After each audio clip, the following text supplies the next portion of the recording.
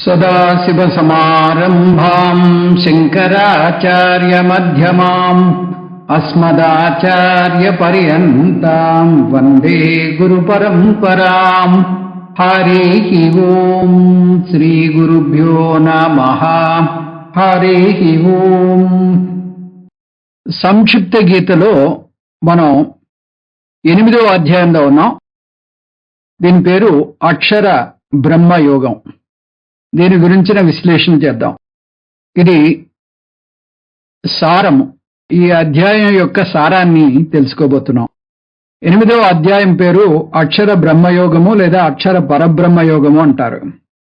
ఈ అధ్యాయాన్ని సరిగ్గా అర్థం చేసుకోవాలంటే వేదాల్లో చెప్పబడిన అంశాల గురించి కొంచెం జ్ఞానం ఉండాలి.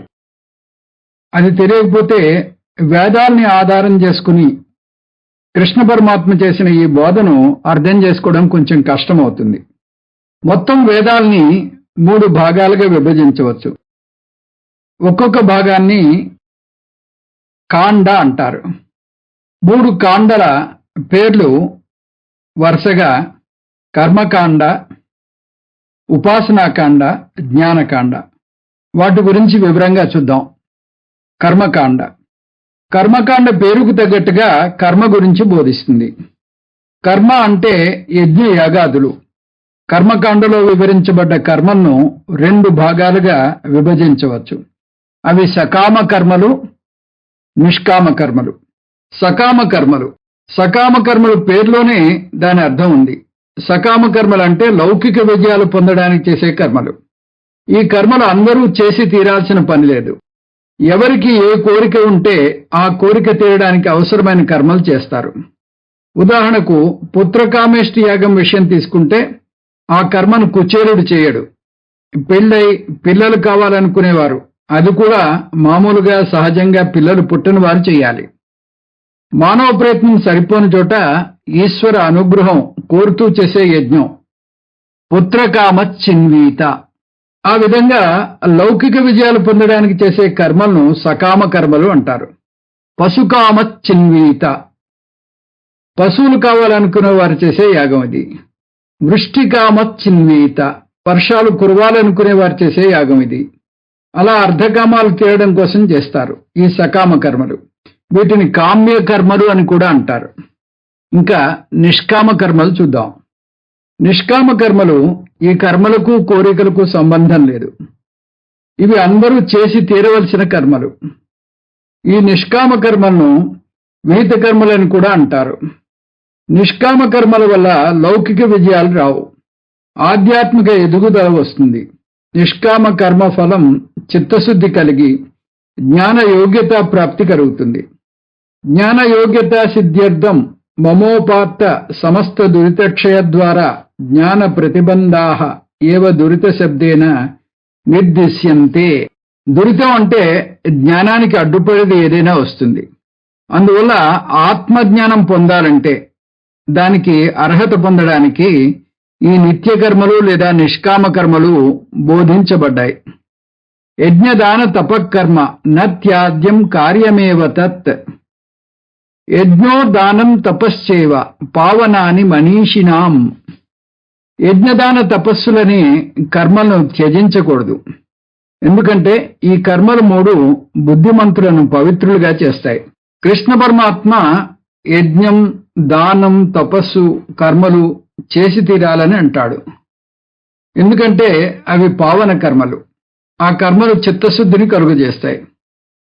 తమేతం వేదానువచనేన బ్రాహ్మణ వివిదిశంతి యజ్ఞేన దానేన తపస అనాశకేన.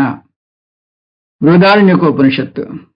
బ్రాహ్మణులు వేదాలను అధ్యయనం చేయడం ద్వారా, యజ్ఞం, దానం, తపస్సుల ద్వారా ఆత్మను తెలుసుకోవడానికి ప్రయత్నిస్తారు. జ్ఞాన యోగ్యతను పొందడానికి ఎన్నో యజ్ఞ యాగాదులు విధించబడ్డాయి. యజ్ఞ శిష్టాసిన సంతో ముత్యంతే సర్వకిల్బిషై. యజ్ఞం చేశాక ఎవరైతే యజ్ఞ శిష్టాన్ని భుజిస్తారో వారు సర్వ పాపాల నుంచి విముక్తి పొందుతారు. ఇలా విహిత కర్మలను ఎవరైతే చేస్తారో వారు అన్ని పాపాల నుంచి విడిపడతారు. ఈ కర్మల్లోకి నిత్యం చేసే ప్రార్థన సంధ్యావందనం లేదా పంచమహాయజ్ఞాలు వస్తాయి. పంచమహాయజ్ఞాలు అంటే దైవయజ్ఞం, దైవ పూజ చేయడం, పితృయజ్ఞం, పితృదేవతలకు తర్పణాలు వదలడం, మనుష్య యజ్ఞం, మానవ సేవ చేయడం, ఋషి యజ్ఞం, వేద పారాయణం చేయడం లేదా ఆధ్యాత్మిక గ్రంథాలను పఠించడం, భూత యజ్ఞం, పశు పక్షాదులను వృక్షాలను కాపాడడం. అహరహ సంధ్యాం ఉపాసీత యావజ్జీవం అగ్నిహోత్రం జుహోతి అంటుంది శాస్త్రం. అంటే ప్రతిరోజు సంధ్యావందనం చేయాలి, జీవించి ఉన్నంతకాలం అగ్నిహోత్రం చేయాలి. ఈ కర్మలు చిత్తశుద్ధిని కలుగజేసి జ్ఞాన యోగ్యతా ప్రాప్తిని కలుగజేస్తాయి.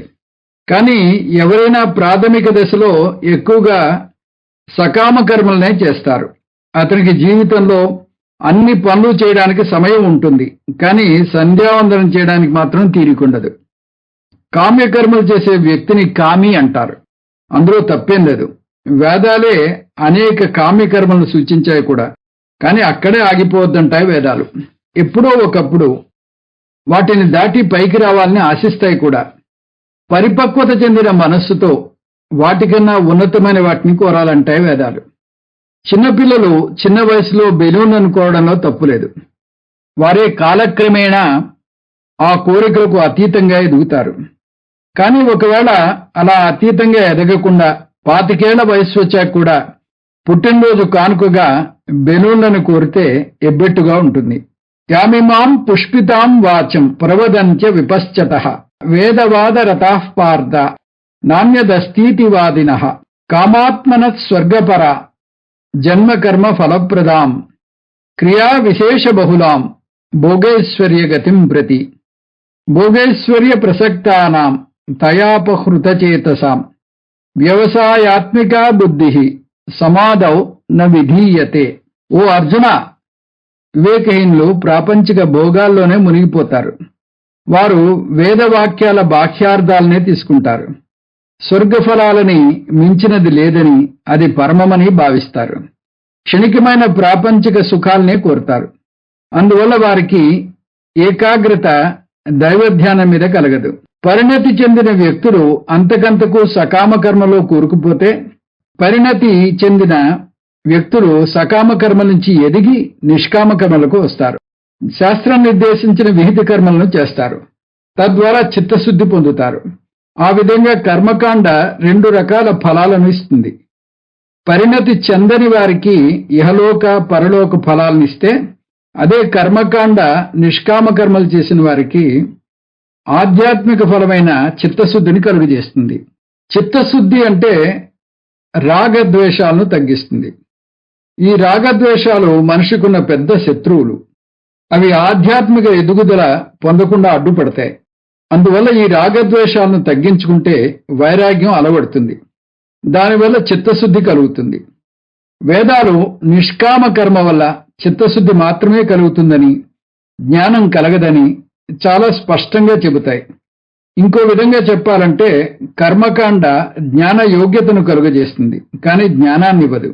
ఎందుకంటే కర్మకాండ ప్రమాణం కాదు. న కర్మణా న ప్రజయా ధనేన త్యాగే నైకే అమృతత్వమానసు. కర్మ వల్ల కానీ, పిల్లల వల్ల కానీ, ధనం వల్ల కానీ మోక్షం రాదు.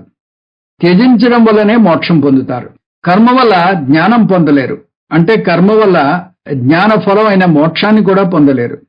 కర్మ వల్ల జ్ఞానం రాదు. కాబట్టి అది సాక్షాత్తు సాధన కాదు, కానీ సహకారి సాధనలోకి వస్తుంది. ఎందుకంటే దానివల్ల జ్ఞాన యోగ్యత వచ్చి జ్ఞానం పొందడానికి తోడ్పడుతుంది. జ్ఞానం ఉత్పాద్యతే పుంసాం క్షయాత్ పాపస్య కర్మణః. ఎలాగైతే అద్దం దుమ్ము లేకుండా ఉంటే వారి ప్రతిబింబం స్పష్టంగా కనిపిస్తుందో, అదేవిధంగా ఎవరికైతే వారి పాపాలని క్షయమవుతాయో వారిలో జ్ఞానం ఉదయిస్తుంది. టూకీగా చెప్పాలంటే వేదాల్లోని మొదటి భాగమైన కర్మకాండ చిత్తశుద్ధిని కలుగజేసి జ్ఞాన యోగ్యతని కలుగజేయడం వల్ల మోక్షం పొందడానికి సహకారి సాధనగా తోడ్పడుతుంది. ఇంకా ఉపాసనాకాండ చూద్దాం. వేదాల్లోని 2వ భాగాన్ని ఉపాసనాకాండ అంటారు. ఉపాసన అంటే మానస వ్యాపారం అని అర్థం. దాన్ని సజాతీయ ప్రత్యయ ప్రవాహం అంటారు. ఉపాసన ప్రాథమికంగా మనస్సుతో చేసే పూజ. ఇందులో శరీరంతో చేయరు. నిజానికి చాలా మంది దైవ పూజ ఉపాసనలోకి వస్తుందని పొరబడతారు.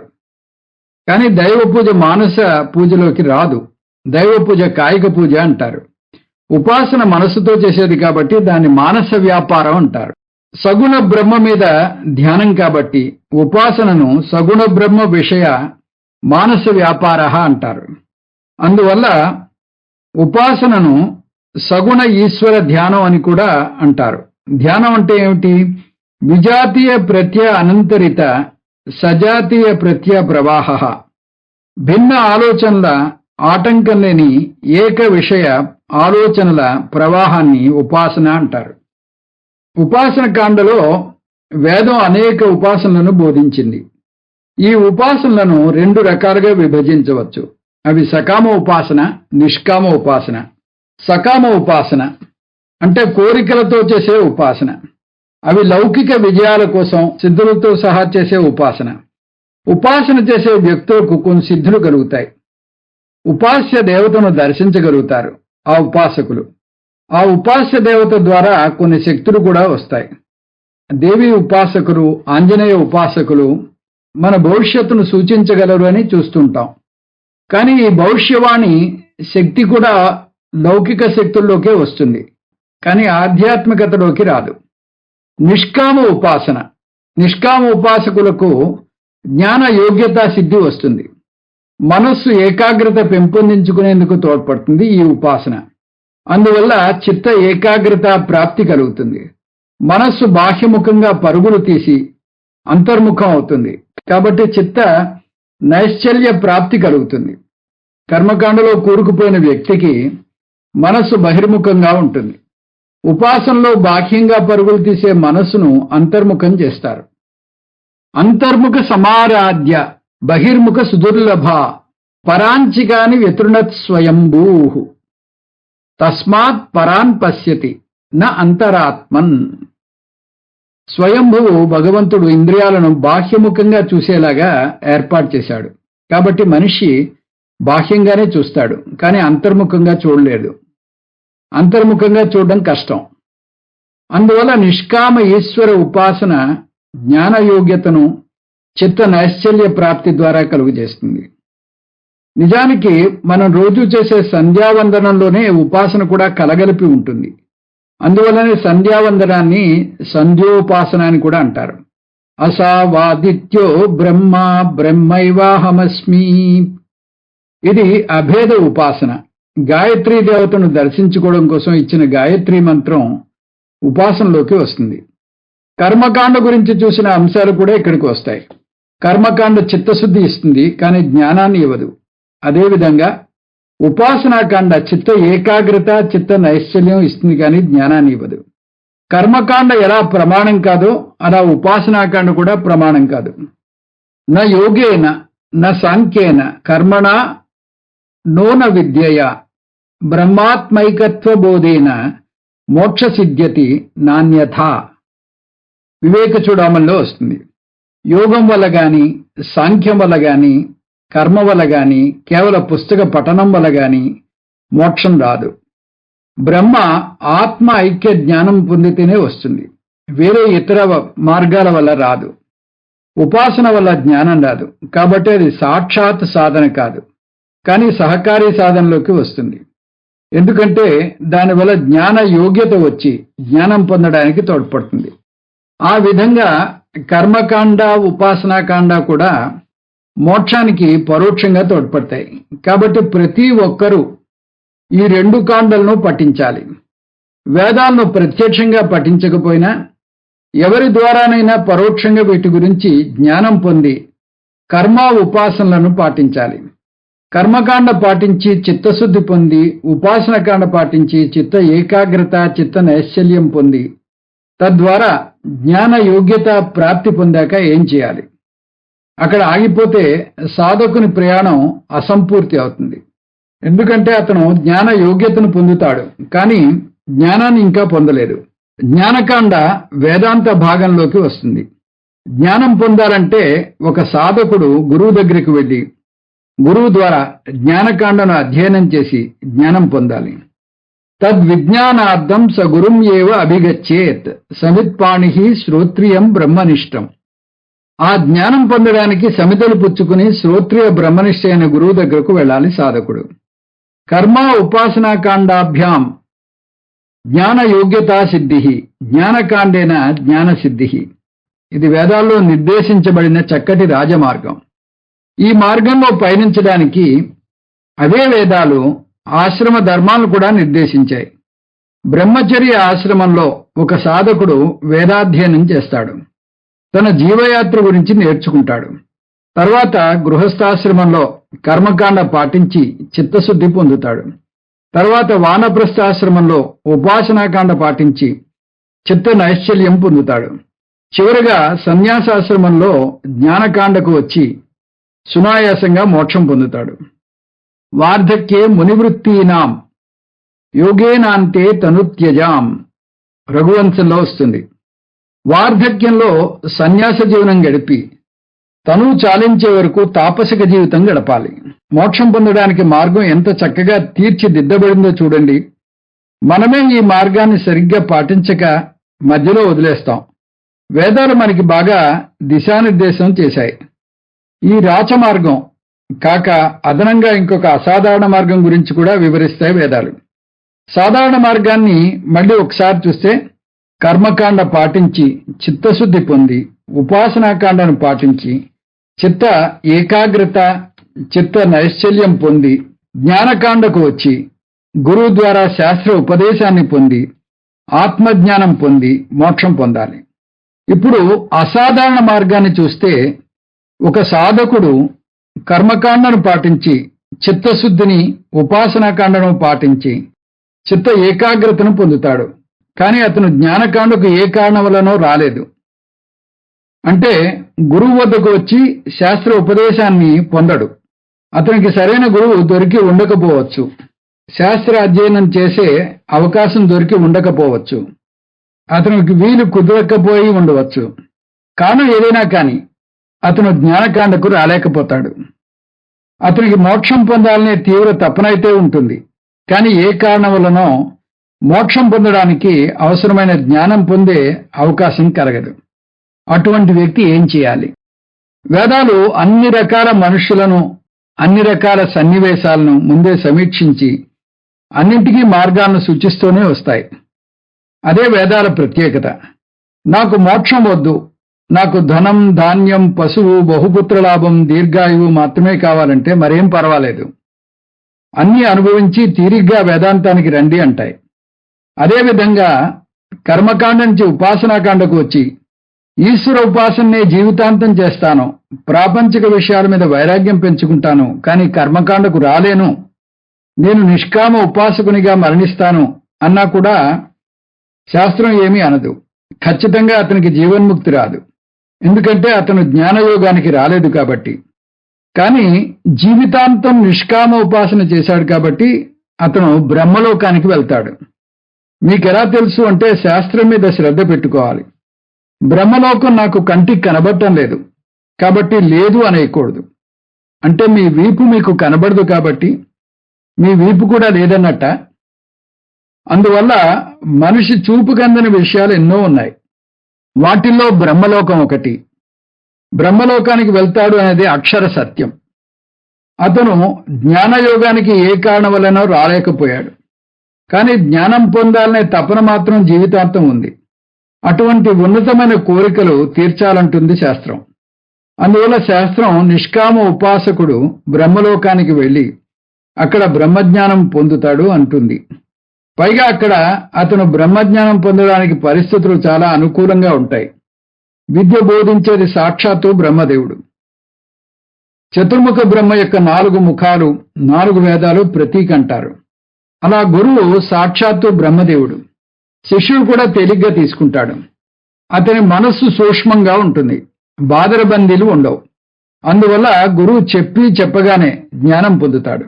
బ్రహ్మలోకంలో జ్ఞానం పొంది అక్కడ జీవన్ముక్తి పొందుతాడు. బ్రహ్మలోకంలో తను ఉండాల్సినంత కాలం జీవన్ముక్తి అనుభవించి అక్కడ కాలం తీరాక విదేహముక్తిని పొందుతాడు. ఆ విధంగా నిష్కామ ఉపాసకుడు ఇక్కడ జ్ఞానం పొందకపోయినా బ్రహ్మలోకానికి వెళ్ళి అక్కడ జ్ఞానం పొంది అక్కడ మోక్షాన్ని పొందుతాడు. ఆ విధమైన మోక్షాన్ని క్రమముక్తి అంటారు. ఈ ప్రత్యేకమైన మోక్షం గురించి శాస్త్రంలో చూస్తాం.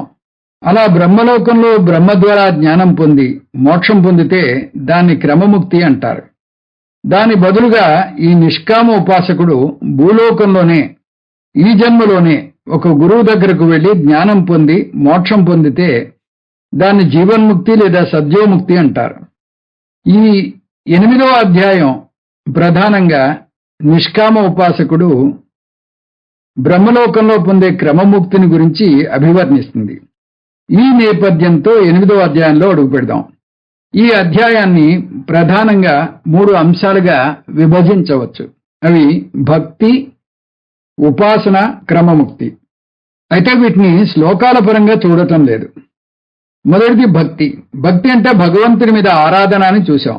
అంతేకాదు ఈ భక్తిలో కూడా 2 దశలున్నాయి. అవి సకామ భక్తి, నిష్కామ భక్తి.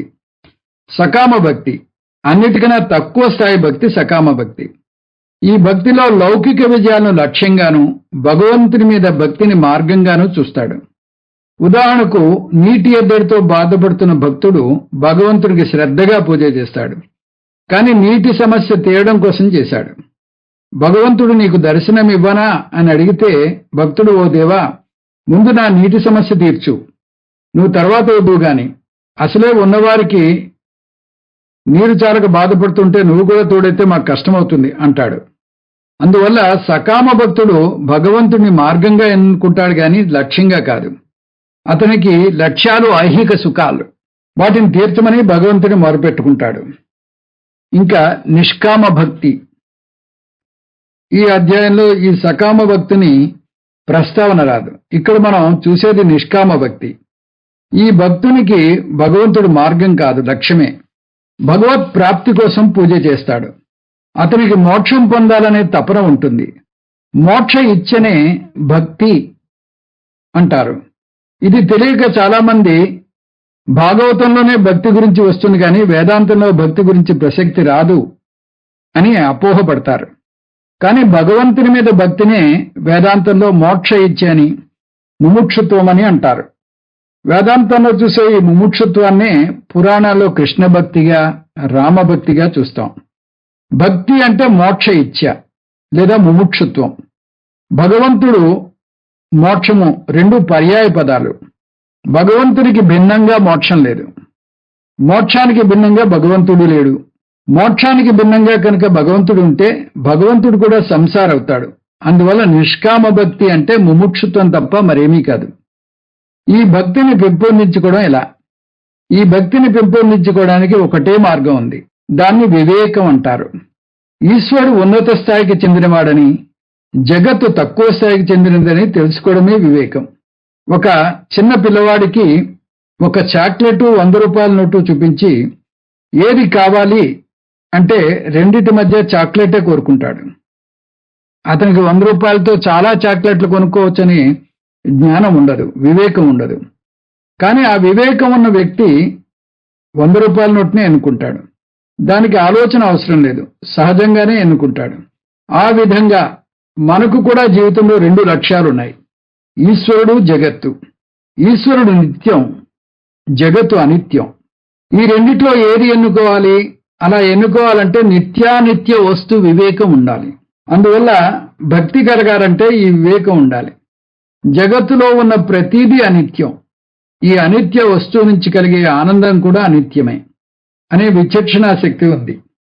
అనిత్య సంతోషంలో దుఃఖం దాగి ఉంది.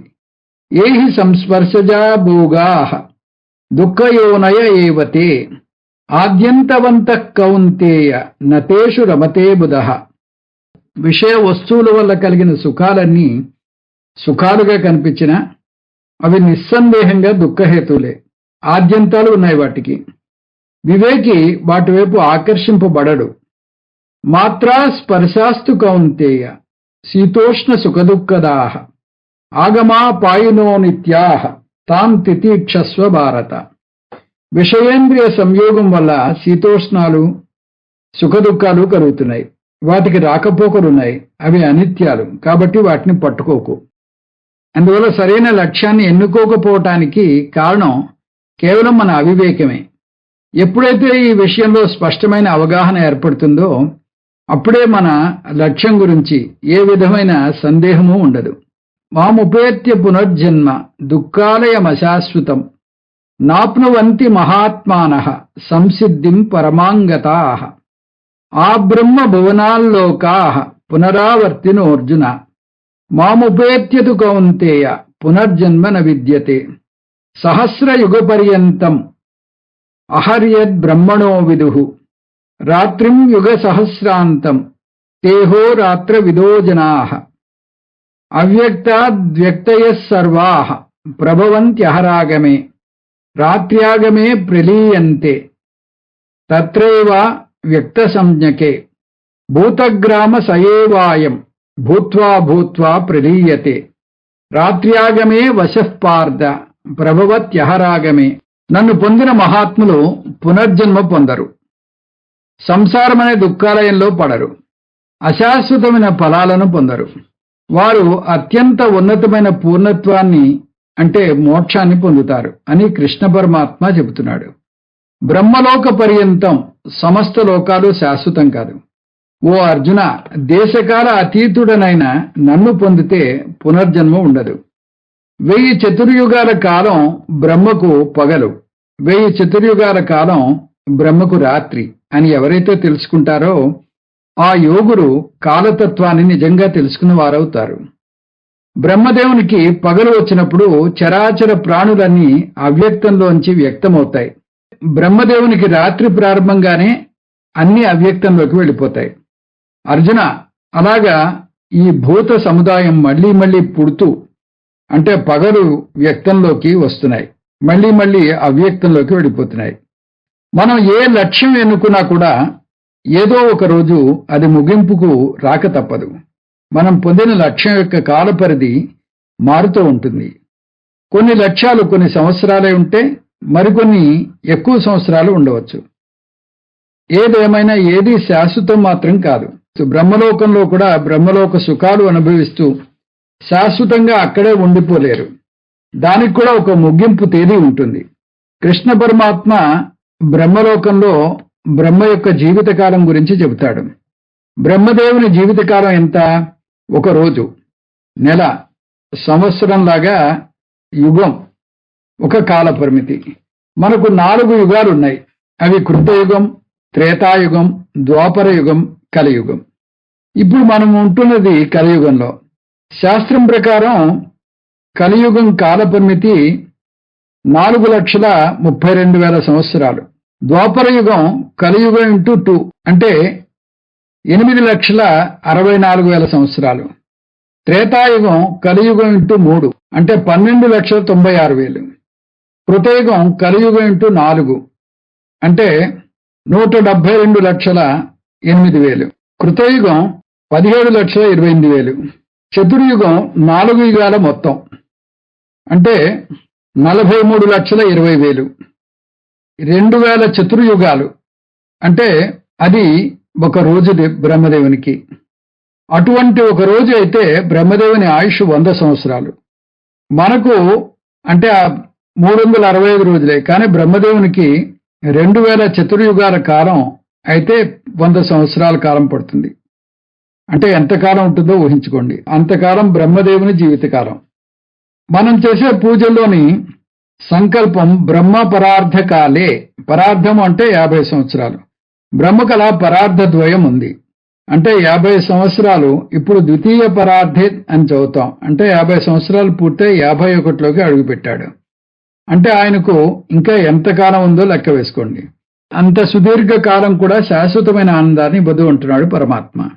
ఎందుకంటే అది కూడా చివరకు ఒక ముగింపుకు వస్తుంది. అంత అద్భుతమైన బ్రహ్మపదవిని అనుభవించి కూడా ఈ పుణ్యం తీరగానే మళ్లీ పుట్టక తప్పదు. ఇమం లోకం హీనతరం వా విశంతి ముండకోపనిషత్తు. పుణ్యం తీరగానే ఈ లోకంలోనో లేదా ఇంకా హీనతరమైన లోకంలోనో పుడతారు అంటాడు ముండకోపనిషత్తులో. బ్రహ్మ కూడా మళ్లీ హీనతర లోకంలో పుట్టవచ్చు అంటే ఎంత బాధాకరమైన విషయం. కొన్నాళ్ళు భూతల స్వర్గంలా ఉన్న విదేశాల్లో జీవితం అనుభవించి వెనక్కి వస్తే బాధపడతారు కొందరు. విదేశాల్లో అన్ని సుఖాలు ఉన్నాయి, అన్ని చక్కగా పనిచేస్తాయి, మన దేశంలోనే ఏది పనిచేయదు, ఆఖరి ఫోన్ కూడా పనిచేయదని వాపోతారు వారు. విదేశాలకు వెళ్ళకపోతే మనకు సమస్యలు ఉన్నట్టే తెలియదు. ఎందుకంటే దీనికన్నా మెరుగైన దేశం ఉందని తెలియదు. రోడ్లు ఎలా ఉన్నా, ఫోన్ ఎలా ఉన్నా, పరిస్థితులు ఎలా ఉన్నా సర్దుకుపోతాం. చివరికి ఒకసారి ఇవన్నీ అద్భుతంగా ఉన్న లోకాలకు వెళ్ళి వస్తే మన జీవితం ఎంత దారుణంగా ఉందో తెలుస్తుంది. చిమ్మ చీకట్లో ఉండగా ఒక దీపం ఎలా వెలుగుతుందో అలా అనేక కష్టాలు అనుభవించాక ఆనందం బాగా ప్రకాశిస్తుంది. కష్టాల్లో పడ్డ వ్యక్తి జీవితం మరణంతో సమానం. కష్టాల్లో పడ్డాక సుఖాలు కలిగితే ఆ సుఖాలను అనుభవించగలుగుతాం. కానీ సుఖాల్లో మునిగి తేలాక ఒకసారి కష్టాలు ఎదురైతే ఆ కష్టాన్ని అసలు తట్టుకోలేం. ఆ విధంగా బ్రహ్మలోకంలో బ్రహ్మ పదవి అనుభవించాక తిరిగి రావాలంటే ఎలా ఉంటుంది? ఆ బ్రహ్మ భువనాల్లోకా పునరావర్తినో అర్జున. బ్రహ్మలోకంతో సహా అన్ని లోకాలు పునరావృత్తములు. ఆ విధంగా కృష్ణ పరమాత్మ ఒకవైపు లౌకిక సుఖాలు ఎలా ఉంటాయో వర్ణిస్తే, ఇంకొక వైపు ఈశ్వరుని లక్ష్యంగా పెట్టుకుంటే ఎలా ఉంటుందో వర్ణిస్తున్నాడు. 15వ శ్లోకంలో నన్ను పొందిన మహాత్ములు అశాశ్వతమైన ఫలాలను పొందరు, పరమాం సంసిద్ధిం గతాః, అత్యంత ఉన్నతమైన పూర్ణత్వాన్ని పొందుతారు, అంటే మోక్షాన్ని పొందుతారు అంటున్నాడు. మనకు జీవితంలో 2 లక్ష్యాలున్నాయి. అవి అనిత్య జగత్తు, నిత్య ఈశ్వరుడు. వాటిలో మనకు కావలసింది ఎన్నుకునే హక్కు ఉంది. కఠోపనిషత్తులో శ్రేయో మార్గం, ప్రేయో మార్గం స్వయంవరంలా మనిషి ముందు నుంచుని నన్ను ఎన్నుకో అంటాయి. వివేకి శ్రేయో మార్గాన్ని ఎన్నుకుంటే మూఢుడు ప్రేయో మార్గాన్ని ఎన్నుకుంటాడు. శ్రేయో మార్గం అంటే నిత్య ఈశ్వరుడు, ప్రేయో మార్గం అంటే అనిత్య జగత్తు. భక్తి అంటే ఈశ్వరుణ్ణి లక్ష్యంగా ఎన్నుకోవడం. అది కూడా ఏదో విధంగా కాదు, వివేకంతో ఎన్నుకోవడం. ఈ వివేకజన్య భక్తిని నిష్కామ భక్తి అంటారు. కృష్ణ పరమాత్మ ఈ 8వ అధ్యాయంలో ఈ నిష్కామ భక్తి గురించి వివరిస్తున్నాడు. ఉపాసన 2వ అంశం ఉపాసన. ఎప్పుడైతే నిత్య ఈశ్వరుని లక్ష్యంగా ఎన్నుకుంటామో అప్పుడే మనస్సు ఈశ్వర ధ్యానంలో ఉంటుంది. అందువల్ల ఈశ్వరుని మీద ఉపాసన చేస్తాం. ఈ ఈశ్వర ఉపాసనను అనేక విధాలుగా చేయొచ్చు. సంపూర్ణ ఈశ్వరుణ్ణి మన మనస్సు ఊహించుకోలేదు. ఎందుకంటే మన ఇంద్రియాలు, మన మనస్సు, మన బుద్ధి చాలా చిన్నవి. అవి సంపూర్ణత్వాన్ని చూడలేవు. భారతదేశం మొత్తాన్ని పూజించాలంటే పూజించలేం. అందువల్ల భారతదేశానికి చిహ్నంగా ఏదైనా ఒక ఆలంబన కావాలి. జాతీయ పతాకం దేశానికి ప్రతీక. అదేవిధంగా సర్వవ్యాపకమైన ఈశ్వరుని ఏదైనా ఆలంబనం మీద ధ్యానం చేయవచ్చు. ధ్యానం చేసే వ్యక్తిని ఉపాసకుడని, ధ్యానాన్ని ఉపాసన అని, ఈశ్వరుణ్ణి ఉపాస్య దేవత అని, ఈశ్వరునికి ప్రతీకగా వాడే శివలింగాన్ని ఆలంబనం అని అంటారు. ఒక ఉపాసకుడు ఆలంబన ద్వారా ఉపాస్య దేవత మీద ఉపాసన చేస్తాడు. శివలింగం ఒక ఆలంబన, శాలిగ్రామం ఒక ఆలంబన. అలా మనకు ఎన్నో ఆలంబనలు ఉన్నాయి. నిజానికి ఆలయాల్లోని ప్రతిమలు ఆలంబనలు. రామరూపం, కృష్ణ రూపం, దేవీ రూపం, వినాయక రూపం, ఇవన్నీ పరిమితి ఉన్న రూపాలు. కానీ ఈ పరిమితి ఉన్న రూపాల మీద పరిమితి లేని ఈశ్వరుని దర్శిస్తారు. కృష్ణ పరమాత్మ ఈ అధ్యాయంలో ఓంకార ఉపాసన గురించి వివరిస్తున్నాడు. ఓంకార ఆలంబన మీద ఈశ్వర ఉపాసన చేయటం. ఓమిత్యేకాక్షరం బ్రహ్మ వ్యాహరన్ మాం అనుస్మరన్ యప్రయాతి త్యజన్ దేహం సయాతి పరమాం గతిం. ఓం అనే ఏకాక్షర బ్రహ్మ ధ్యానం చేస్తే అతను మోక్షం పొందుతాడు. ఉపాసకుడు ఓంకారాన్ని ఆలంబనగా తీసుకుని ఉపాసన చేయవచ్చు. ఉపాసకునికి 2 మార్గాలున్నాయని చూశాం. ఒక మార్గం ఉపాసన చేసి జ్ఞాన యోగ్యత పొంది ఈ జన్మలోనే జ్ఞానకాండకు వచ్చి జ్ఞానం పొంది ఈ జన్మలోనే మోక్షం పొందటం. దీన్ని సద్యోముక్తి లేదా జీవన్ముక్తి అంటారు. జీవన్ముక్తి అంటే ఇక్కడే ఇప్పుడే మోక్షం పొందడం. కానీ జీవన్ముక్తి గురించి కృష్ణ పరమాత్మ ఈ అధ్యాయంలో చెప్పబోవటం లేదు. అది 7, 9 అధ్యాయాల అంశం. 8వ అధ్యాయం ప్రత్యేకమైన అంశం గురించి బోధిస్తుంది. ఇందులో క్రమముక్తి గురించి మాత్రమే చూస్తాం. ఇక్కడ ఉపాసకుడు జ్ఞానం పొందలేదు, అందువల్ల మోక్షం కూడా పొందలేదు. అతను ఏ కారణం వలనో జ్ఞాన మార్గానికి రాలేదు. కారణం ఏదైనా కానీ మనకు అనవసరం. మనుష్యత్వం, ముముక్షుత్వం, మహాపురుష సంశ్రయత్వం ఉండాలి. శ్రోత్రియ బ్రహ్మనిష్ఠ అయిన గురువు దొరకాలంటే పూర్వజన్మ పుణ్యం చాలా ఉండాలి. లేకపోతే ఏదో ఒక ప్రతిబంధకం ఏర్పడుతుంది. ఈ ఉపాసకుడు ఈశ్వర ఉపాసన జీవితాంతం చేస్తూ ఉంటాడు. అతని మనస్సు ఎల్లవేళలా ఈశ్వర చింతనతోనే నిండు ఉంటుంది. మేల్కొని ఉన్న, నిద్రపోయి కలలు కంటున్న, స్పృహలో లేని స్థితిలోనైనా ఈశ్వర చింతనే ఉంటుంది. దీనికి అప్పయ్య దీక్షితులు ఉదాహరణగా తీసుకోవచ్చు. అప్పయ్య దీక్షితుడు గారు తనకు ఈశ్వర భక్తి ఎంత మేరకు ఉందో తాను పరీక్షించుకోవాలనుకున్నారు. ఈశ్వరుడు తన సుప్తచేతన మనసులో కూడా ఉన్నాడో లేదో తెలుసుకోవాలనుకున్నారు. అంటే తనకు ప్రజ్ఞ లేనప్పుడు లేదా భ్రమలో ఉన్నప్పుడు తన మనసులో ఏ భావనలు చోటు చేసుకున్నాయి అనేది తెలుసుకోవాలనుకున్నారు. అలా తన్ను పరీక్షించుకోవడానికి ఒక ప్రత్యేకమైన చెట్టు యొక్క పాలు తాగేట. అవి తాగితే తాత్కాలికంగా ఉన్మాది అవుతాడు. ఆ పాలు తాగకముందు ఆయన తన శిష్యుని పిలిచి ఆ ఉన్మాద అవస్థలో తాను ఏం మాట్లాడతాడో రాయమన్నారు. కానీ ఆ సమయంలో ఆయన ఏం పలికారో తెలుసా? శివుని మీద అద్భుతమైన శ్లోకాలు పలికారు. వాటిని ఉన్మత్త పంచశతి లేదా ఆత్మార్పణ స్థుతి అంటారు. సాధారణంగా ఎవరైనా అలాంటి పరిస్థితిలో మాట్లాడేది ప్రేలాపనగా ఉంటుంది, ఎవరికీ అర్థం కాదు. కానీ ఈ శివభక్తుడి నుంచి ఆ ఉన్మాద స్థితిలో కూడా అద్భుతమైన శ్లోకాలు వచ్చాయి. ఈ ప్రయోగం ద్వారా అర్థమయ్యేది ఏమిటంటే, భక్తిలోనే రోజంతా మునిగి తేలుతుంటే సుప్త చేతనంలో కూడా భగవంతుడే నిండి ఉంటాడు.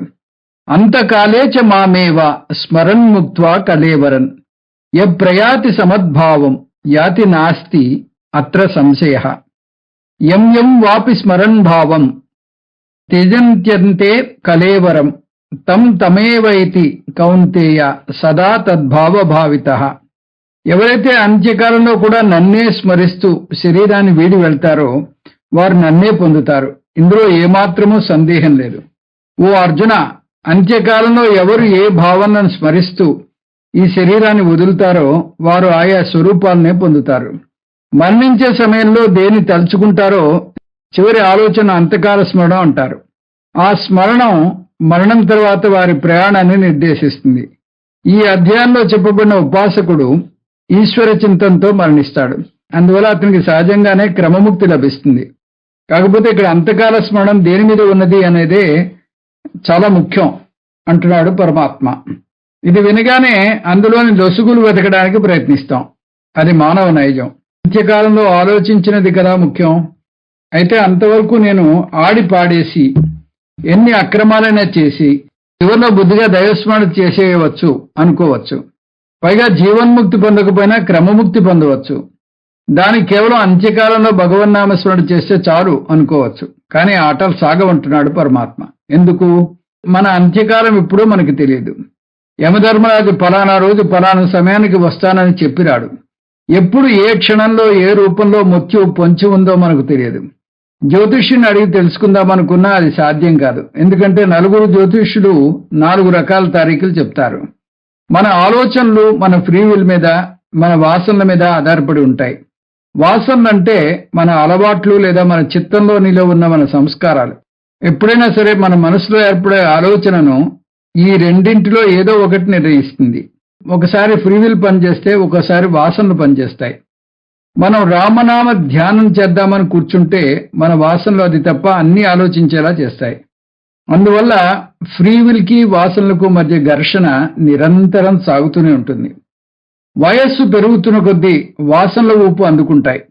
60 లేదా 70 పడేసరికి ఈ అలవాటు రాజ్యం వెళ్తుంది. మనం ఫ్రీ విల్ ఉపయోగించి ఆలోచించినా ఆలోచించకపోయినా ఇన్నేళ్లు మనం మన సుప్త మనస్సులో నిక్షిప్తం చేసిన ఆలోచనలు శక్తి పుంజుకుంటాయి. ఏ ఉపాసన చేయని వ్యక్తి పరిస్థితి ఏమిటి? దీనికి ఒక కథ చెప్తారు. ఏ పూజ చేయని వ్యక్తి మరణశయ్య మీద ఉన్నాడు. అమ్మలగనమ్మ అయిన పార్వతీదేవికి అతని మీద జాలి వేసింది. ఎలాగైనా అతన్ని దీవించమని పరమేశ్వరుని వేడుకుంది. అతనికి మన అవసరం లేదు, వేరే వాటి మీద ఆధారపడతాడు అన్నాడు పరమేశ్వరుడు. కానీ పార్వతీదేవి తల్లి హృదయం ద్రవించింది. అతని మీద జాలి చూపమంది. పరమేశ్వరుడు దేవి మాటను కాదనలేకపోయాడు. సరే, ఒక పని చేద్దాం. అతను మరణశయ్య దగ్గరకు ఇద్దరం వెళ్దాం. మరణించే ముందు అమ్మ అంటే అతన్ని నువ్వు కాపాడదు గాని, అతను అయ్యా అంటే నేను కాపాడుతానన్నాడు. కానీ జరిగిందేమిటి? అతను అమ్మా అనలేదు, అయ్యా అనలేదు, అయ్యో అని ప్రాణాలు విడిచాడు. నేను చెప్పానా అన్నట్టుగా శివుడు పార్వతిని చూసి చిరునవ్వు నవ్వాడు. ఇది పరిస్థితి. భగవంతుడు దయాగుణం చూపించి మనను ఆదుకోవడానికి సిద్ధంగా ఉన్నా అందుకోవడానికి మనం సిద్ధంగా లేం. అందువల్ల రామానో కృష్ణానో అనగలిగేటట్టు ఉండాలి. ఇక్కడ కృష్ణ పరమాత్మ రాముణ్ణో కృష్ణున్నో తీసుకోకుండా ఓంకారాన్ని తీసుకున్నాడు. చివరి నిమిషంలో దేన్ని స్మరిస్తే అదే అవుతారు. అందువల్ల అంతకాల స్మరణను మీరు అప్పటికప్పుడు నిర్ణయించలేరు అంటున్నాడు పరమాత్మ. తస్మాత్ సర్వేషు కాలేషు మాం అనుస్మరయుధ్యచ మయ్యర్పిత మనోబుద్ధి మమే వైష్యసి అసంశయం. అందువల్ల ఓ అర్జున, యుద్ధం చేయి, కానీ అన్ని కాలాల్లోనూ నన్నే తలుచుకో. ఎవరైతే తన మనోబుద్ధులను నాకే అర్పిస్తాడో వారు నిస్సందేహంగా నన్నే పొందుతారు అంటున్నాడు కృష్ణ పరమాత్మ. తస్మాత్ సర్వేషు కాలేషు, అందువల్ల అన్ని వేళలా ఈశ్వర స్మరణ చేయాలి. ఈశ్వర స్మరణ చేయడానికి మంచి రోజు కోసం ఆగనవసరం లేదు. నూతన సంవత్సరంలో చేస్తాను, సంక్రాంతి రోజు ఆరంభిస్తాను, శివరాత్రి రోజు మొదలు పెడతాను అంటూ మీనమేషాలు లెక్క పెడుతూ కూర్చొని అవసరం లేదు. ఇప్పుడే ఈ క్షణమే మొదలు పెట్టాలి. ముందు ముందు పరిస్థితి ఎలా ఉంటుందో మనం ఊహించలేం. అందువల్ల ఎప్పుడూ ఈశ్వర ధ్యానం చేయాలి. నిరంతరం దైవచింతనలో ఉంటే మన ఉద్యోగ ధర్మం ఎలా నిర్వహించగలము, కుటుంబ బాధ్యతలను ఎలా నిర్వహించగలము అంటే భగవంతుని తలుచుకోవడం కోసం, కర్తవ్య నిర్వహణ కోసం విస్మరించాలా అనిపించవచ్చు. అటువంటి ప్రశ్న రాకుండా నీ కర్తవ్యాన్ని మానకు. నీ బాధ్యతలను, నీ లౌకిక వ్యవహారాలను ఎప్పట్లాగే కొనసాగించు అంటున్నాడు పరమాత్మ. అర్జున్ని తక్షణ కర్తవ్యం యుద్ధం చేయడం కాబట్టి ప్రత్యేకించి చెప్తున్నాడు. ఓ అర్జున, యుద్ధం చేయి అంటున్నాడు. చేతన మనస్సు రెండు పనులు ఒకసారి చేయలేదు. కానీ చేతన మనస్సుతో ఏదైనా పని చేస్తున్నా సుప్త చేతన మనస్సులో ఈశ్వర చింతన ఉండాలి. ఏ పని చేస్తున్నా కూడా తంబూరా శృతిలాగా ఈశ్వర చింతన ఉండాలి. ఒక సంగీత విద్వాంసుడు తన కచేరీని మొదలుపెట్టే ముందు తంబూరను శృతి చేస్తాడు. శృతి చేస్తున్నప్పుడు దానికి ప్రత్యేకించి వింటాడు. తర్వాత తను పాడే పాటలో పూర్తిగా లీనమైపోయిన అతని సుప్తచేతన మనసులో ఆ తంబూర శృతి మోగుతూనే ఉంటుంది. మధ్యలో అపశృతి వచ్చినా అతనికి తెలుస్తుంది. అలాగే లౌకిక వ్యవహారాలు నడుపుతున్న అంతిమ లక్ష్యాన్ని మర్చిపోకూడదు. దీన్ని ఈశ్వర స్మరణ లేదా ఉపాసన అంటారు. అలా నిరంతరం ఈశ్వర స్మరణలో ఉన్న వ్యక్తి మరణకాలంలో కూడా భగవంతుడే స్మరిస్తాడు. తన ఇంద్రియాలన్నింటినీ వెనక్కు లాక్కుంటాడు. మహాభారతంలో భీష్మాచార్యులు తన అంత్యకాలం సమీపించిందని తెలియగానే తన సమీపంలో ఉన్న బంధువులందరినీ వెళ్ళమని కృష్ణ పరమాత్మను మాత్రమే తన చెంత ఉండమన్నాడు. దానికి ఫలితంగా అద్భుతమైన భీష్మ స్తుతి వచ్చింది. ఆ విధంగా ఈశ్వర ధ్యానంలో మరణించారు భీష్మాచార్యులు. అందువలనే ఓంకార ధ్యానం గురించి బోధించాడు కృష్ణ పరమాత్మ. ఈ సందర్భంలో కృష్ణ పరమాత్మ యోగం గురించి కూడా చెప్తున్నాడు. ఉపాసకుడు సాధారణంగా యోగం పాటిస్తాడు. అందువల్ల అతనికి తన శరీరం మీద, మనస్సు మీద, ఇంద్రియాల మీద పట్టు ఉంటుంది. వాటిని తను వెనక్కు లాక్కోగలుగుతాడు. క్రమముక్తి కావాలంటే అతను గొప్ప ఉపాసకుడే కాదు, గొప్ప యోగి కూడా అయి ఉండాలి. ప్రాణాయామం ద్వారా తన ప్రాణాలను అదుపులో పెట్టుకోగలుగుతాడు. భ్రువోర్ మధ్యే ప్రాణమావేశ్య సమ్యక్ స తం పరం పురుషముపైతి దివ్యం సర్వద్వారాన్ని సంయమ్య మనోహృది నిరుధ్య చ మూర్ధ్నా ధ్యాయాత్మన ప్రాణం ఆస్థితో యోగధారణం. ఈ ఉపాసకుడు ప్రాణాయామం ద్వారా తన ప్రాణాలను తన బ్రుకుటి మధ్యకు తీసుకురావాలి. అలా చేయడం వల్ల అతను భగవంతుని పొందుతాడు. మరణకాలంలో తన ఇంద్రియాల నుంచి విడివడాలి. మనస్సును హృదయంలో స్థిరంగా నిలపాలి. ప్రాణాలను సహస్రారంలో నిలపాలి. అక్కడ భగవంతుని దర్శించాలి. దానికి యోగ సాధన చేయాలి. ఆ విధంగా ఉపాసకుడు ఇంద్రియాల నుంచి విడివడాలి. మనస్సును హృదయంలో స్థిరంగా నిలపాలి. చలించని మనస్సుతో ఉండాలి. ప్రాణాలను మూర్ధస్థానంలో స్థిరంగా నిలపాలి. అతని మనస్సు ఈశ్వర ప్రాప్తి మీదే ఉండాలి. వేరే విషయాల జోలికి పోకూడదు. అది యోగ శాస్త్రం ద్వారా సాధన చేయగలడు. ప్రాణాలను వాటి స్థానాల నుంచి వెనక్కి తీసుకుని వాటిని తల పైభాగానికి, బ్రహ్మరంధ్రానికి, సుషుమ్నా నాడి ద్వారా తీసుకురావాలి. దీంతో రెండో అంశమైన ఈశ్వర ఉపాసన అయింది. ఇది రెండు అంశాలను వివరిస్తుంది. అవి మరణకాలంలో ఈశ్వరుణ్ణి తలుచుకోవడం వల్ల పరం పురుషం దివ్యం పొందుతాడు, అంటే క్రమముక్తి పొందుతాడు. రెండో అంశం, మరణకాలంలో భగవంతుని తలుచుకోవాలంటే నిష్కామ భక్తుడు నిరంతరం భగవన్నామం చేస్తూ ఉండాలి. అలాంటప్పుడే మరణకాలంలో కూడా తలుచుకోగలడు. క్రమముక్తి ఈ అధ్యాయంలో మూడో అంశం క్రమముక్తి. ఈ భాగంలో ఒక సకామ ఉపాసకునికి నిష్కామ ఉపాసకునికి మధ్య వారి ప్రయాణ విషయంలో ఉన్న భేదాన్ని వివరిస్తున్నాడు కృష్ణ పరమాత్మ. ఇద్దరూ మరణం తర్వాత ప్రయాణిస్తారు. వారు ప్రయాణిస్తారు అంటే వారి స్థూల శరీరం ప్రయాణించదు, అది ఇక్కడే రాలిపోతుంది. దానికి అంత్యేష్టి కర్మ చేసేస్తారు.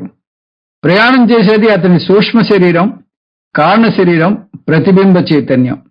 సూక్ష్మ శరీరంతో అతని మనస్సు, అతని పుణ్యపాప కర్మలు, సంస్కారాలు ప్రయాణం చేస్తాయి. మృతం శరీరం ఉత్సృజ్య కాష్టలోష్ట సమంక్షితౌ విముఖ బాంధవాయాంతి ధర్మస్థం అనుగచ్చతి మనుస్మృతిలో వస్తుంది. అతను మరణించిన శరీరాన్ని ఒక చెక్క దుంగలాగానో అస్థికల్లాగానో భావించి అతని స్నేహితులు బంధువులు వెనక్కి తిరిగి వెళ్ళిపోతారు. అతన్ని వెన్నంటి వచ్చేది అతను చేసుకున్న పుణ్యం మాత్రమే. అతను మరణించాక అతని కళేబరాన్ని వదిలి స్నేహితులు బంధువులు వారి పనుల్లో మునిగిపోవడానికి వెళ్ళిపోతారు. మహా అయితే అతని కోసం 1-2 రోజులు బాధపడతారేమో, తర్వాత అతను ఊసే మర్చిపోతారు. ఒకవేళ అతను స్వర్గం నుంచి నేను తిరిగి రానా అని ఉత్తరం రాగితే వారు దయచేసి రాకు, మేము నువ్వు లేకుండా జీవించడం నేర్చుకున్నాం, నువ్వు కూడా హాయిగా స్వర్గసుఖాలు అనుభవించంటారు. వీరే అతను మరణించినప్పుడు అతని గురించి విలపించారు. అందువల్ల అతను వెంట వెళ్లేది ధర్మం మాత్రమే. ఇప్పుడు సకామ జీవుడు నిష్కామ ఉపాసకుడు వెళ్లే మార్గాలను చూద్దాం. వాటిని గతి అంటారు. కృష్ణ పరమాత్మ వాటిని కృష్ణగతి అని శుక్లగతి అని అంటున్నాడు. ఈ విషయాలు మనం శాస్త్రం ద్వారానే తెలుసుకోగలం, ఎందుకంటే ఇవి మానవ మేధస్సుకు అందవు. అందువలనే వాటిని అపౌరుషేయ విషయం అంటారు. అపౌరుషేయం అంటే ప్రత్యక్ష ప్రమాణానికి గాని అనుమాన ప్రమాణానికి గాని అందదు. అంతేకాదు సైన్స్ కూడా అందదు. ఒక శాస్త్రజ్ఞుడు ఒక వ్యక్తిలోని ఆత్మ యొక్క బరువును తెలుసుకోవాలనుకున్నట్ట. ఆ శాస్త్రజ్ఞుడు ఒక వ్యక్తి సరిగ్గా మరణించే ముందు అతని బరువును చూసి, అతను మరణించగానే అతని బరువును చూస్తే ఆ 2 తూకాల మధ్య సంఖ్య ఆత్మ బరువును చూపుతుంది అని భావించాడు. కానీ ఆశ్చర్యంగా బరువు తగ్గాల్సింది పోయి బరువు పెరిగింది. అంటే ఆత్మకు నెగటివ్ వెయిట్ ఉన్నట్ట. అందువల్ల ఆత్మ లౌకిక ప్రమాణాలకు అందదు. శాస్త్ర ప్రమాణం ఒక్కటే దానికి ప్రమాణం. శాస్త్రం జీవి మరణించాక అతని జీవాత్మ ప్రయాణిస్తుందని చెప్తే దాన్ని నమ్మాలి. శాస్త్రం మీద శ్రద్ధ ఉండాలి. 2 రకాల మనుషులకు 2 రకాల మార్గాలున్నాయని చూశాం. అవి కృష్ణగతి, శుక్లగతి. సకామ జీవుడు కృష్ణగతి ద్వారా అతను చేరుకున్న పుణ్యకర్మల వల్ల అతను కోరుకున్న లోకాలకు వెళ్తాడు. చేసుకున్న పుణ్యకర్మలకు పుణ్య ఫలాలు వచ్చి తీరుతాయని ముండకోపనిషత్తు నొక్కి వక్కాణిస్తోంది. తదేతత్ సత్యం మంత్రేషు కర్మాణి కవయో యాన్యపస్తం తాని త్రేతాయాం బహుదా సంతతాని తాన్యాచరద నియతం సత్యకామా. ఇది సత్యం. మంత్రాలలో ఋషులు అనేక కర్మలు దర్శించారు. వాటిని 3 వేదాల్లోనూ అనేక విధాలుగా ప్రశంసించారు. కర్మఫలం మీద కోరిక ఉన్న ఓ మనుషులారా, మీరు ఈ మార్గాన్ని అనుసరించి కర్మఫలం పొందండి. ఇది సత్యం. ఉపనిషత్తు స్పష్టంగా చెప్తోంది, మీరు చేసే పుణ్యకర్మలకు తగ్గ పుణ్యఫలాలు రావాల్సిన సమయంలో వచ్చి తీరుతాయి. అందువల్ల ఈ జీవి తన పుణ్యకర్మకు తగ్గ లోకాలకు వెళ్లి అక్కడ సుఖాలను అనుభవిస్తాడు. కానీ అక్కడ ఒక సమస్య ఉంది. తేతం భుక్త్వా స్వర్గలోకం విశాలం క్షీణే పుణ్యే మధ్యలోకం విశంతి. స్వర్గలోకం అనేక రకాల సుఖాలను చాలా కాలం అనుభవించాక వారి పుణ్యం క్షయమవగానే మళ్లీ మనుష్యలోకానికి వస్తారు. స్వర్గలోకంలో అనేక రకాల సుఖాలను చాలా కాలం అనుభవించాక వారి పుణ్యం క్షయమవగానే మళ్లీ మనుష్యలోకంలోకి వస్తారు. స్వర్గలోకంలో స్వర్గ సుఖాలను అనుభవించడానికి, ప్రతి ఒక్క అమృత బిందువును పొందడానికి మీరు పుణ్యమనే ధనాన్ని చెల్లించాల్సి ఉంటుంది. రంభా ఊర్వశుల నృత్యాల్లో తేలియాడడానికి భారీగా మీ పుణ్యమనే రుసుం చెల్లించాల్సి ఉంటుంది. ఆ పుణ్యం ఉన్నంత వరకు ఆనందమే ఆనందం. పుణ్యం తీరిన మరుక్షణం భూలోకానికి నెట్టివేయబడతారు. దీన్ని అర్ధచంద్ర ప్రయోగం అంటారు. మీ అరచేతిని విశాలంగా పెట్టి బొటన వేలును చూపుడు వేలును వంచితే అర్ధచంద్రాకారం ఏర్పడుతుంది. అలా చేతిని ఎదుటివాడి మెడ చుట్టూ పెడితే సరిగ్గా అతని మెడకు సరిపోతుంది. పెట్టి అతన్ని ఒక తోపు తొయ్యవచ్చు. కృష్ణగతిలో సకామ భక్తుడు వెళ్ళే మార్గాన్ని కృష్ణ పరమాత్మ ఈ విధంగా వర్ణిస్తున్నాడు. ధూమో రాత్రిస్తదా కృష్ణ షణ్మాసా దక్షిణాయనం తత్ర చాంద్రమసంజ్యోతి యోగి ప్రాప్య నివర్తతే. కేవల కర్మ చేసిన వారు కృష్ణగతి ద్వారా చంద్రలోకానికి వెళ్తారు. వారిని ధూమదేవత, రాత్రిదేవత, కృష్ణపక్ష దేవత, దక్షిణాయన దేవతలు తీసుకువెళ్తారు. కృష్ణగతిలో ఈ జీవిని కొందరు దేవతలు తీసుకువెళ్తారు. వారు ధూమదేవత, రాత్రిదేవత, కృష్ణపక్ష దేవత, దక్షిణాయన దేవతలు. ఆ దేవతలు ఒక్కొక్కరు కొంత మేరకు తీసుకువెళ్లి ఇంకొకరికి అప్పచెప్తారు. స్వర్గలోక సుఖారం చేరిన జీవిని దేవతలు సాదరంగా ఆహ్వానిస్తారు. ఏహి ఏహి ఇతి తమాహుతయః సువర్చసః సూర్యస్య రశ్మిభిః యజమానం వహంతి ప్రియాం వాచాం అభివదంత్యో అర్చయంత్యః ఏషవః పుణ్యః సుకృతో బ్రహ్మలోకః. రండి రండి అని యజమానిని తీయటి మాటలతో అతన్ని మెచ్చుకుంటూ సూర్య కిరణాల ద్వారా ఊర్ధ్వలోకాలకు తీసుకెళ్తారు. మీ పుణ్యంతో మీరు స్వర్గలోకాన్ని పొందారు. అలా సాదరంగా ఆహ్వానించి స్వర్గలోక సుఖాలను అనుభవించడానికి తీసుకువెళ్తారు. నిష్కామ ఉపాసకుడు దానికి భిన్నంగా నిష్కామ ఉపాసకుడు శుక్లగతి ద్వారా బ్రహ్మలోకానికి వెళ్తాడు. అగ్నిర్జ్యోతి రహశుక్ల షణ్మాస ఉత్తరాయణం తత్ర ప్రయాతా గచ్చంతి బ్రహ్మ విదో జనాః. నిష్కామ ఉపాసన చేసిన వారు శుక్లగతి ద్వారా బ్రహ్మలోకానికి వెళ్తారు. బ్రహ్మ విదః అంటే ఈశ్వర ఉపాసన చేసిన వారిని శుక్లగతి ద్వారా అగ్నిదేవత, జ్యోతిర్దేవత, పగటి దేవత, శుక్లపక్ష దేవత, ఉత్తరాయణ దేవతలు బ్రహ్మలోకానికి తీసుకువెళ్తారు. బ్రహ్మలోకానికి వెళ్లిన వారు సంసారంలో తిరిగి పడరు. అక్కడ వారు సాక్షాత్తు బ్రహ్మదేవుని దగ్గర జ్ఞానం పొంది క్రమముక్తి పొందుతారు. శుక్ల కృష్ణ గతే హేతే జగత శాశ్వతే మతే ఏకయా యాతి అనావృత్తిం అన్యయా వర్తతే పునః. శుక్లగతి, కృష్ణగతి అనే రెండు మార్గాలు జగత్తు సృష్టించబడినప్పుడే సృష్టించబడ్డాయి. ఒక మార్గం ద్వారా వెళ్లిన వారు క్రమముక్తి పొంది తిరిగి రారు.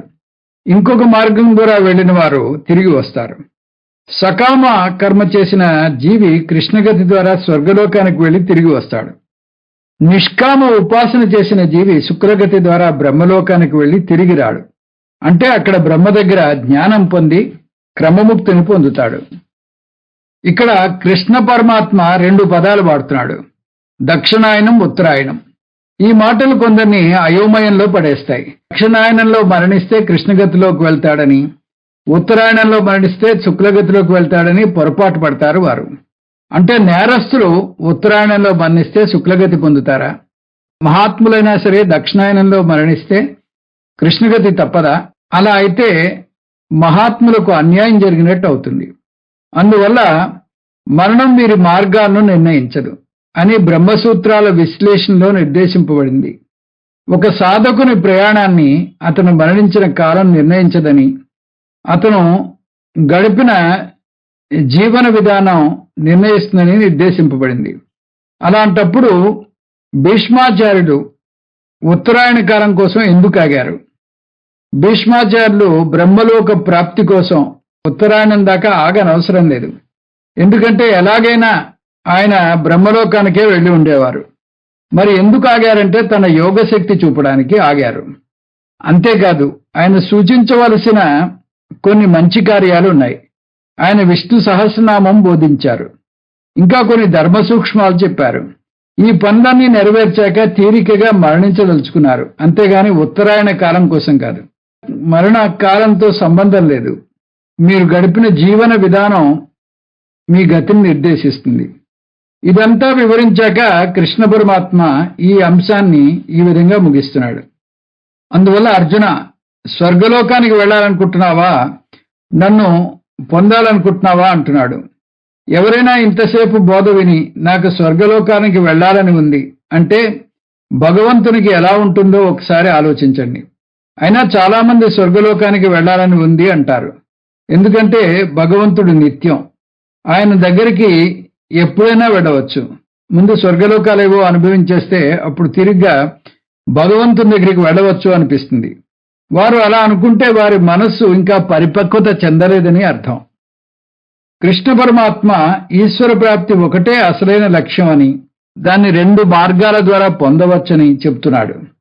ఒకటి, జీవించి ఉండగానే ఉపాసన నుంచి జ్ఞాన మార్గానికి వచ్చి జ్ఞానం పొంది ఇప్పుడే మోక్షాన్ని పొందడం, దాన్ని సద్యోముక్తి అంటారు. 2, జీవితాంతం ఉపాసన కొనసాగించి బ్రహ్మలోకానికి వెళ్ళి అక్కడ జ్ఞానాన్ని పొంది అక్కడ మోక్షం పొందడం, దాన్ని క్రమముక్తి అంటారు. ఈ 2 మోక్షాల్లో ఏది మెరుగైనది? మోక్షం పొందాలని నిశ్చయించుకున్నాక ఇప్పుడే మోక్షం పొందడం మంచిదా, ఎప్పటికో వాయిదా వేయడం మంచిదా? అందువల్ల రెండిట్లో జీవన్ముక్తి పొందడం శ్రేష్టం. కానీ ఏ కారణం వల్లనైనా జీవించి ఉండగా జ్ఞానానికి రాలేకపోతే, జీవించి ఉన్నంతకాలం ఈశ్వర స్మరణ చేస్తూ ఉంటే 2వ మార్గంలో మోక్షం పొందవచ్చు, అంటే క్రమముక్తి పొందవచ్చు. అందువల్ల ఏ విధమైన ముక్తి కోరుకున్నా కూడా అత్యంత ముఖ్యమైన విషయం ఈశ్వర స్మరణ చేస్తూనే ఉండాలి. ఈ అధ్యాయం ప్రత్యేకించి క్రమముక్తి గురించి బోధిస్తుంది. వేదేషు యజ్ఞేషు తపస్సు చేయవ దానేషు యత్పుణ్య ఫలం ప్రదిష్టం అత్యేతి తత్సర్వమిదం విదిత్వా యోగీ పరం స్థానముపైతి చాద్యం. ఈ బోధన అంతా సరిగ్గా అర్థం చేసుకున్న సగుణ బ్రహ్మ ఉపాసకుడు క్రమముక్తిని పొందుతాడు. వేద పారాయణం, యజ్ఞం, తపస్సు, దాన ధర్మాలు చేయడం వల్ల వచ్చే పుణ్యం కన్నా ఉపాసనా ఫలం ఇంకా శ్రేష్టం. ఈ శ్లోకంలో క్రమముక్తిని స్తుతిస్తున్నాడు కృష్ణ పరమాత్మ. ఇందులో కర్మఫలం కన్నా ఉపాసనా ఫలం గొప్పదని చెప్తున్నాడు. ఈ విధంగా ఈశ్వర స్మరణ, ఈశ్వర ప్రాప్తిని స్తుతిస్తున్నాడు. ఈ అధ్యాయాన్ని బ్రహ్మయోగము లేదా తారక బ్రహ్మయోగము అని కూడా అనవచ్చు. అర్జునుడు ఈ అధ్యాయంలో మొదట్లో వేసిన 7 ప్రశ్నలకు కృష్ణ పరమాత్మ మొదలుపెట్టిన జవాబు అక్షర బ్రహ్మతో మొదలు పెట్టడం వల్ల దీనికి అక్షర బ్రహ్మ యోగము అని పేరు వచ్చింది. అక్షరం బ్రహ్మ పరం స్వభావో అధ్యాత్మ ఉచ్యతే భూత భావోద్భవకరో విసర్గ కర్మ సంజిత. బ్రహ్మ అంటే పరం, అక్షరం. అధ్యాత్మ అంటే శరీరంలో ఉన్న చైతన్యం. కర్మ అంటే తర్వాత వచ్చే సృష్టికి కారణభూతాలైన పనులు. ఈ 7 ప్రశ్నలు, వాటి జవాబులను మనం చూడటం లేదు, ఎందుకంటే అవి చిన్న ప్రశ్నలు. వాటి జవాబులు కూడా చిన్నవి. ఇందులో ముఖ్యమైన అంశం అంతిమ కాలంలో ఈశ్వరుణ్ణి స్మరించడం ఎలా అన్నది. అందువల్ల ఈ అధ్యాయానికి పేరు అంతిమకాల స్మరణ యోగము అని కూడా పెట్టవచ్చు. దాని మార్గం ఎల్లప్పుడూ దేవుణ్ణి స్మరిస్తూ ఉండడమే. దీంతో మనం అక్షర పరబ్రహ్మ యోగము లేదా అక్షర బ్రహ్మయోగం ముగించుకున్నాం. వచ్చే క్లాస్లో 9వ అధ్యాయాన్ని విశ్లేషించుకుందాం సారాంశంగా. ఓం తత్సత్. సర్వం శ్రీకృష్ణార్పణమస్తు. ఓం పూర్ణమదః పూర్ణమిదం పూర్ణాత్ పూర్ణముదచ్యతే పూర్ణస్య పూర్ణమాదాయ పూర్ణమేవావశిష్యతే. ఓం శాంతి శాంతి శాంతి. హరి ఓం. శ్రీ గురుభ్యో నమః. హరి ఓం.